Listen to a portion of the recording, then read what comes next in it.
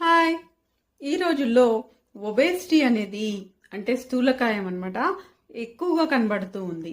మరి ఈ ఒబేసిటీ వల్ల ఎలాంటి దుష్ఫలితాలు కలుగుతాయంటే వాళ్ళలో రక్తంలో కొవ్వు శాతాలు ఎక్కువగా పెరిగి వాళ్ళకి ఎథిరోస్క్లిరోసిస్, కొరోనరీ దమన్ల వ్యాధి, తర్వాత స్ట్రోక్ లాంటివి ఎక్కువగా రావటము, వాళ్ళలో ఇన్సులిన్ రెసిస్టెన్స్ ఎక్కువగా ఉండి డయాబెటిస్ లాంటి వ్యాధులు రావటము ఎక్కువగా జరుగుతుంది. పిత్తాశయంలో రాళ్ళు రావటము, వీళ్ళలో కాళ్ళలో ఎముకలు అరిగి ఆర్థరైటిస్ రావటము, హెర్నియాస్ రావటము, కాళ్ళపై వేరికోస్ వెయిన్స్ కనబడటము లాంటి సమస్యలు కనబడతాయి. తర్వాత ఇన్ఫర్టిలిటీ కూడా వీళ్ళలో ఎక్కువగా ఉంటుంది. వీళ్ళలో క్యాన్సర్స్ వచ్చే రిస్క్ కూడా ఎక్కువగా ఉంటుంది. మగవాళ్ళకైతే gall bladder cancer, colon cancer, prostate క్యాన్సర్లు రావడానికి అవకాశం ఉంటుంది. ఆడవాళ్లలో బ్రెస్ట్